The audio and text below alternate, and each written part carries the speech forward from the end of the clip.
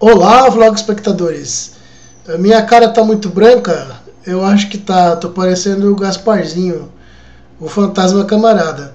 Mas se você não tem medo de fantasma, porque fantasma não existe, e você continue vendo esse vídeo, por favor. A pessoa falou isso, passa um fantasma aqui atrás. Ai, ai, ai, que tá fechado ali e tá fechado lá. Se passar alguma coisa aqui atrás, pode ter certeza que é fantasma, porque na minha casa só estou eu agora nesse momento.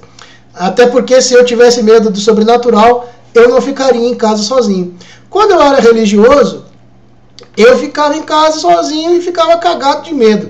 Eu já tinha bem uns 16 anos, quando uma vez eu ouvi um barulho na cozinha e não tinha ninguém em casa. Minha mãe trabalhava fora e meu pai estava no porto. A gente tem um portinho aqui perto, a gente aluga barco também. E aí eu escutei um barulho e eu saí correndo de dentro de casa e fui pro meio da rua. E fiquei lá. Eu não fiquei gritando, nem dando vexame, passando vergonha. Mas aí minha mãe chegou, a gente entrou e era o gato que estava fazendo barulho na cozinha. Mas quando você é supersticioso, religioso, é o Satanás. É sempre o diabo que está fazendo barulhos. É sempre o mundo sobrenatural. Que as assombrações, os demônios e as coisas do mal nunca aparecem assim, pá, que nem nos filmes, sabe? Filme de terror, onde aparecem aquelas coisas que o cara só de ver já teria morrido, só não morre no filme. Não morre no filme porque o monstro vem e come a pessoa. Mas se fosse no mundo real, você já morria logo de ver aquelas assombrações. Isso nunca acontece. Da mesma forma que quando pastores estão expulsando demônio nos púlpitos, nos palanques das religiões, das igrejas, aqueles demônios simplesmente, o máximo que eles fazem é fazer as pessoas colocar o bracinho para trás assim e andar que nem o pintinho amarelinho do Gugu, né? É o máximo que um demônio consegue fazer. Se eu visse um demônio possuir uma pessoa num palco da Universal, que é palco, hoje em dia religião e teatro tem tudo a ver. Se eu visse um pastor evocar o diabo, o demônio numa pessoa, e a pessoa flutuasse no ar, mas não truque de mágica, tá? Flutuasse no ar e girasse a cabeça assim, que nem no Exorcista, e vomitasse verde a 200 metros, e saísse andando pelas paredes, aí eu falava, caramba, mano, esses demônios existem mesmo e são caras maus, hein? Eles entram nas pessoas e fazem igualzinho nos filmes. O problema é que isso nunca aconteceu e nunca vai acontecer. Porque, pelo que eu vejo, essas possessões demoníacas que acontecem aí, elas são mais um ato teatral. E, se eu não me engano, tem um youtuber aqui, me fugiu o nome, disse que já tinha sido... Ele mesmo é prova que foi convidado para ser um possuído num culto da Universal e ele falou não. Foi quando ele deixou de crer. Então, com certeza, se eu visse um demônio possuir uma pessoa e fazer como nos filmes, ou se o diabo mandasse dos infernos criaturas cheias de dentes e de ventosas, daquelas que sugam assim a pessoa, fica só o esqueleto, e aí eu acreditaria. Mas não existe. Mas enfim, esse vídeo de hoje é sobre alguns assuntos que eu até já comecei. Eu nem sei porque eu falei tudo isso agora, que não era o que eu estava programado para falar. Mas enfim, eu estava programado para falar da visita do Papa. O Papa está vindo para o Brasil e o Papa vai gastar uma caralhada de dinheiro brasileiro. Na verdade, não é o Papa que vai gastar esse dinheiro, e sim nossos sagazes, inteligentíssimos governantes. Por que eles vão gastar essa caralhada de dinheiro? Porque religião, desde sempre, é comércio, mercadologia e dominação. Essas coisas estão intrinsecamente, emboladamente ligados no assunto religião. E eu pergunto, um sacerdote escolhido por Deus, por intermédio de outros cardeais, que eu não consigo entender como Deus escolhe gente aqui na terra e ele não manda procuração. Ele não coloca lá no céu escrito, na Universal aí, quem manda no meu nome é o Edir Macedo. Meu outro secretário adjunto para negócios espirituais é R.R. Soares. E para assuntos financeiros, Silas Malafaia para assuntos de gays, assuntos gaysísticos, Silas Malafaia. Para assuntos financeiros, Valdemiro Santiago. Deus devia colocar em algum lugar um edital, um cartaz, ou então mandar um e-mail para cada um de nós, dizendo, tá aí a lista dos meus representantes na terra. Mas a gente não tem essa lista, não é? Porque Deus não manda lista para ninguém. São pessoas que vivem dizendo que são escolhidas por Deus, e blá blá blá, e blá blá blá, e Deus fica quietinho lá no canto dele sem se mostrar há milhares de anos. Você quer ver Deus? Lê na Bíblia como Deus se mostrava no passado. Deus vinha, descia num morro, num monte, e de lá ele mandava uns raios para lá, uns raios para cá, abria um chãozinho aqui, um chãozinho ali, e morria alguns milhares de pessoas, e Deus dominava por esse medo. Me diga a verdade.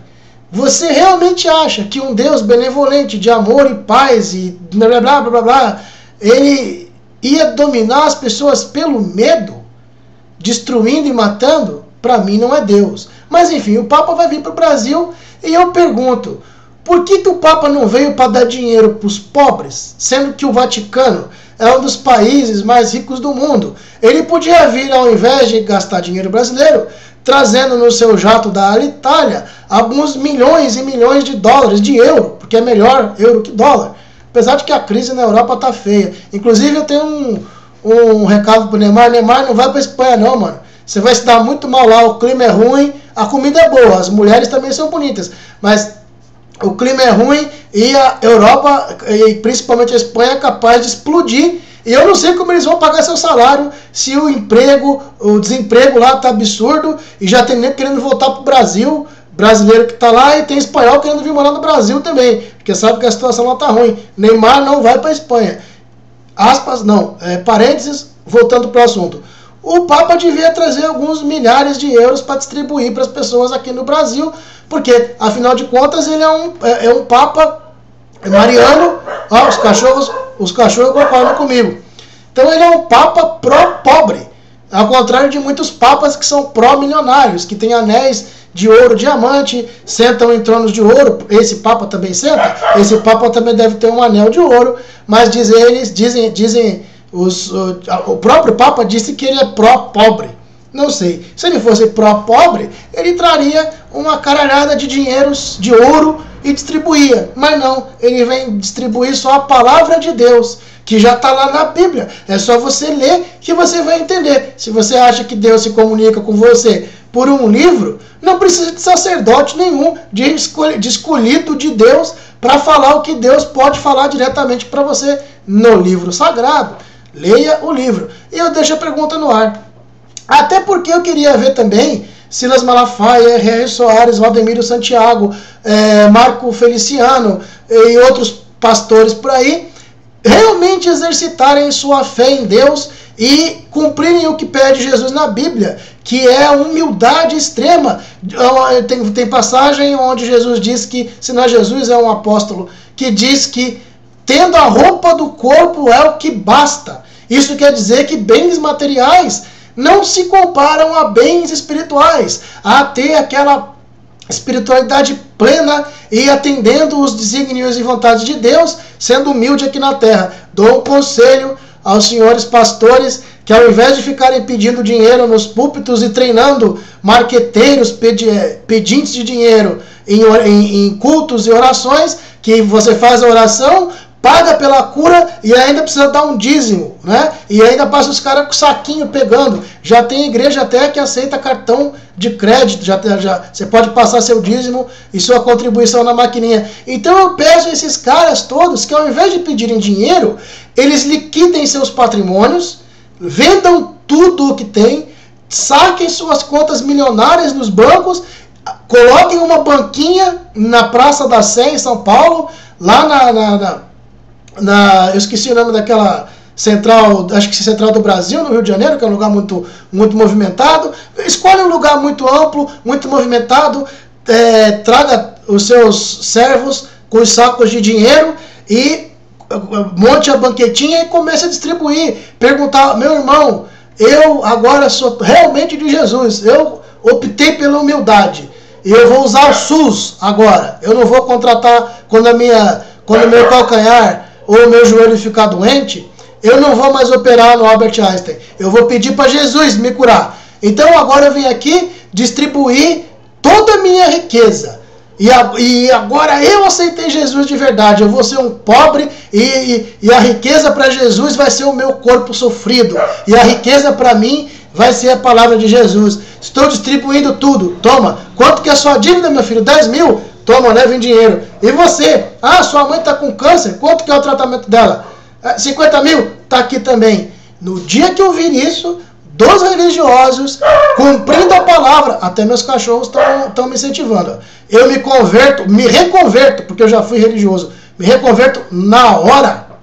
Está desafiado, pastores e demais religiosos desse país. Desafio do Silvio para os pastores e padres e todo mundo que é religioso e prega a prosperidade e o dinheiro e o bem-estar. Quero ver vocês fazerem isso. Estão desafiados, tá bom? Esse é parte do desafio. Eu acho que eu estou pensando num outro aqui também. Eu pensei em acender uma fogueira santa que nem a de Elias. Mas eu lancei o desafio um tempo desse e os caras não aceitaram. Ah, sim, tem um outro assunto que eu queria falar. É referente a futebol. Gente, o Brasil gastou um sem fim de bilhões de reais na Copa. Na infraestrutura de Copa, e gastou dinheiro para nós passarmos vergonha, porque nós não temos infraestrutura básica para receber essas pessoas aqui. Não adianta ter hotel e estádio se não tiver o caminho para você chegar no hotel e no estádio, se não tiver lugar para você estacionar seu carro, se não tiver estrutura de transporte coletivo. Não vou entrar nesses pormenores, mas eu sou cliente Itaú, tá aqui meu talão de cheque Itaú, tem até o símbolozinho da Copa aqui, ó, né, patrocinador oficial, assim como outros grandes bancos, outras grandes empresas. Eu pergunto, por que ao invés de, como o governo pagou esses bilhões, injetou bilhões na economia do Tesouro Nacional, do BNDES, para montar esses estádios e alguma outra infraestrutura qualquer, deixando de investir no que realmente interessa, que é na capacitação das pessoas, na capacitação da infraestrutura básica de acesso, com rodovias, acessos, transporte de forma geral, investindo no estudo técnico-científico, no desenvolvimento de novas soluções para problemas antigos, ao invés do governo ter investido aqui em Santos, já falei até no outro vídeo, onde tem esses congestionamentos absurdos que nem hoje teve, prejudicou a minha vida, e eu moro em Itanhaém, que é 60 km de Santos. Ao invés de investir num porto seco lá no Planalto, onde toda essa movimentação de cargas que vem para o litoral por caminhões, eles poderiam fazer um porto seco lá em cima e de lá de cima, lá no Planalto, vir por trem para o litoral, para Santos, mas não, o governo não fez isso e não fez muitas outras coisas. Eu pergunto, por que é que não foram empresas como Itaú, Bradesco, Volkswagen e a própria Odebrecht e outras empresas que construíram do dinheiro deles essa infraestrutura esportiva, no caso os estádios, e por que eles não investiram dinheiro diretamente deles nessas estruturas? Por que eles entraram como contratantes do governo, agora no caso das construtoras e no caso desses grandes patrocinadores que estão gastando bilhões em publicidade na TV, bilhões e bilhões em formas de atrelar a imagem à Copa? Eles deveriam ter investido esse dinheiro na construção dos estádios. Sabe, era a iniciativa privada que deveria fazer conglomerados para ter investido na construção desses estádios. E toda a infraestrutura relativa ao esporte, onde o esporte vai ser realmente, onde os jogos vão acontecer. Não fizeram isso porque eles não confiam que seria um bom investimento.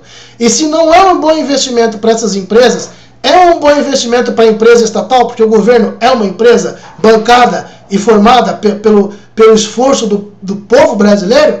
Fica essa pergunta: por que as empresas que agora estão saindo no tapa para patrocinar, botar o nome nas arenas, por que eles não investiram diretamente, ainda mais bancos e financeiras e empresas e seguradoras, investimento, porque esses agora que tem dinheiro público vão virar elefantes brancos, isso é certeza. Mas se essas empresas tivessem inserido dinheiro, esses empreendimentos, esses estádios e equipamentos esportivos, eles com certeza dariam lucro de alguma forma para essas instituições. Por que é que eles não enfiaram dinheiro? Não sei. Fica aí minha pergunta. Quem souber da resposta, por favor, coloque. E deixe seus comentários, por favor. Se você concorda com alguma coisa do vídeo, e mesmo que eu concorde, propague, compartilhe e deixe seus comentários aqui, tá bom? Beijo para quem é de beijo, abraço para quem é de abraço.